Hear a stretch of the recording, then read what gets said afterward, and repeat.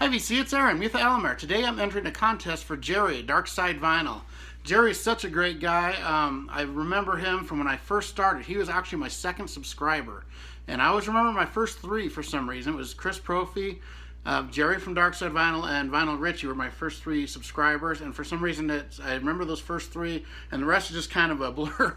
But I always remember Jerry being my second. Thank you very much, Jerry, for doing that. It helped me a lot. I mean, I was just going to make a contest entry and then pretty much be done. I just kept going, kind of. So I really appreciate you, Jerry.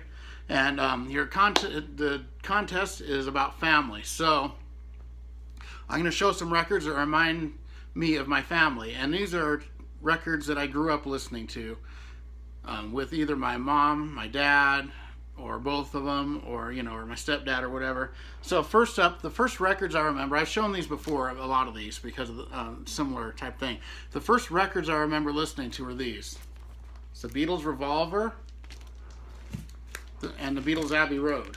We have both of those on vinyl at our house, and when I was very young, those were the first two records I really started listening to, and it really influenced my whole musical taste to come.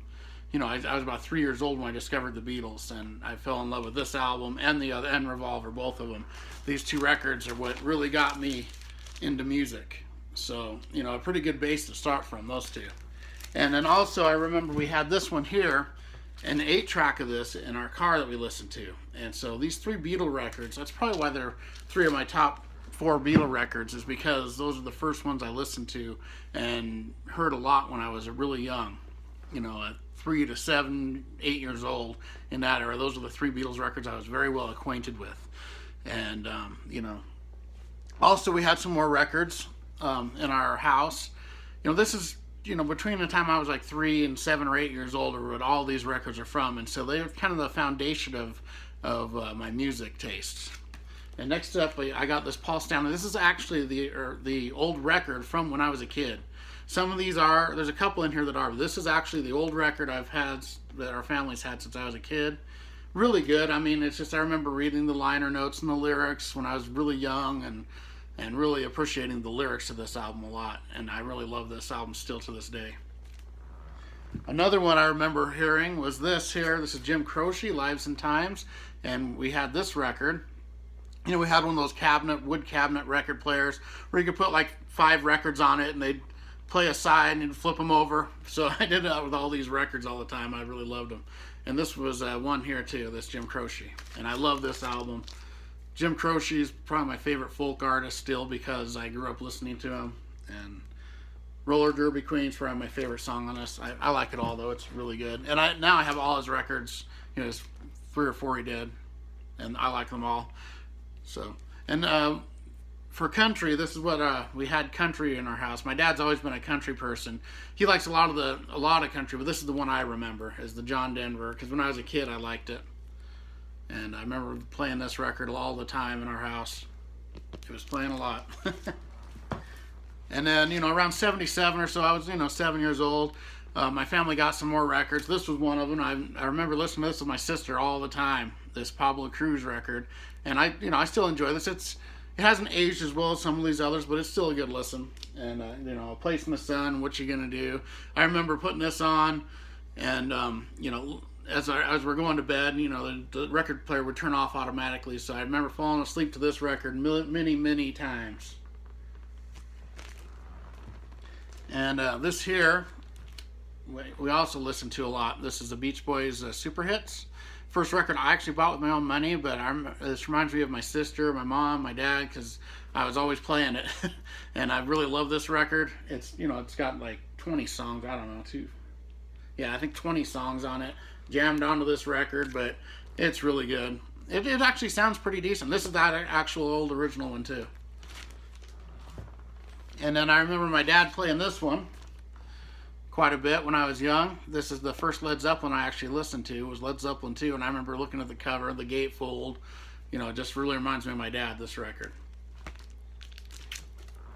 And my mom was into this a lot, my dad too, but the Guess Who. So this really reminds me of my mom. She's a huge Burton Cummings fan. I got a couple of his coming up. And but this record, just the first side of this, is just one of the best all-time greatest hits albums. And just look at those tracks there, just amazing stuff, all the way down to No Sugar Tonight's the first side. And yeah, this is my favorite Canadian band still. And speaking of that, these two we played in our house constantly. These two Burton Cummings albums, and they're both excellent. This is his first one here, and has you know, a couple fairly, you know, a decent sized hits here. Stand Tall was kind of a hit, and I'm Scared. But the song Birch Magic, I just always love that, and the Moog synthesizer, and it's really cool. I just love this album. A bunch of covers on here, but I mean a few. And he does You Ain't Seen Nothing Yet. But this is just so good. He's one of my favorite singers ever. And then this one's the second record. It's a little more rockin', and it's an excellent record. I love both of these. They're really good albums here even now. But we had these on vinyl and on 8-track when I was young. So I heard these two Burton Cummings records probably more than any other record ever, except for maybe a Beatles record or two. And then this was another big one in our house. Mainly this was our driving album here. We had it on an 8-track, and when we'd ever go on little, you know, short trips, always listen to this, almost always. Stranger in Town, Bob Seger. Such a great record. You know, the song Brave Strangers totally reminds me of my dad. It's really good. This whole album is so good. Love it. So that's basically my family got me into this. This is my musical foundation based from my family. So I thought that was really cool that they were into this great music, and I was able to experience it at a young age, and it changed me. I think, you know, it really expanded my mind to hear a bunch of different types of music, and very cool. And so the second part of this contest is show an album that a family member gave you. I mean, my stepdad gave me his whole record collection at one point. It was probably, you know, at two different points, probably over 1,000 records total. I still have a lot of them, but I've weeded through them, and you know, as I do with my record collection. But I have quite a few of them left. And this one here is one of the ones he gave me. And this is a promotional copy of the first Bob Dylan record.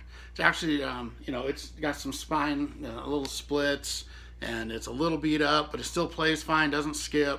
It has some surface noise, but this is a promotional copy, 6i. It says promotion. Says, what is it? I have to take it out to see it because it's the plastics. But yeah, it says right, demonstration, not for sale, right there, and on the vinyl itself it says that as well. And this is a very rare record, and I think he got it at a Goodwill or a DI or something for like $1 or $2, and he didn't even realize it was such a rare record. But that's the thing, I go through all these records. My family, lots of my family has given me records. My mom has, my wife's family has given me a ton of records. Of course, my wife has given me thousands, probably 1,000 to help me buy. So, you know, family is helping my vinyl addiction. Thank you. And this album is just really good. It's actually my favorite Bob Dylan record. I just fell in love with it one day when I was drinking, and I don't know why, I just really love it. So next up, you're supposed to spell family, and you can use anything you want. I'll actually spell out family. And all of these records I'm spelling family out with are albums that are other albums that remind me of my family for some reason or another. And these are albums that we had as well that I just didn't include there. So first up for F, I got Fleetwood Mac Rumors. This one and the self-titled Fleetwood Mac, we also had these in our house. Listen to them all the time. Great records. So there's my F. For A, this reminds me of my dad because he's a big fan of them as well as I am. The Animals, Best of the Animals. This album is so good. Eric Burdon's one of the best singers ever. Love this album. Love all the Animal stuff though. So there's the A.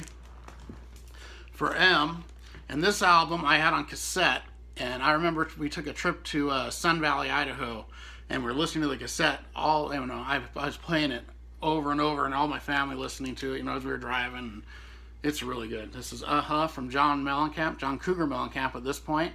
Love this album. The second side of this with Play Guitar, Serious Business, Love Mother For Ya.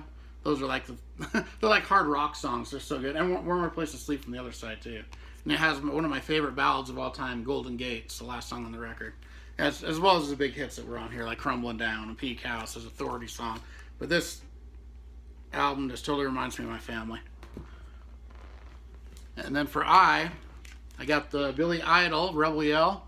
And I remember my dad listening to this, cranking this up, having a couple beers and just cranking this up. And a lot of memories run when I was in high school, junior high, probably high school, early high school. And runs me with my dad, Billy Idol, Rebel Yell. And then for L, I got the Little River Band Greatest Hits. And this was always big in our house too. And there was a Chinese restaurant we used to go to, and we'd always play songs from this on the jukebox there for some reason. I remember it just when I was a young kid, always hearing Little River Band at the Chinese restaurant. And I still love this record. They're a really great band, actually. Really underrated. Love them. And then for Y, this was the hardest. And this kind of reminds me of my stepdad and my dad. This is After the Gold Rush from Neil Young. Really good record, of course. It's actually my favorite Neil Young. The song After the Gold Rush, my favorite Neil Young song. But this is just a great album. So there we go. There's Family. And thank you very much, Jerry, for hosting this contest. It's really cool. All right, everyone, have a great one. Goodbye.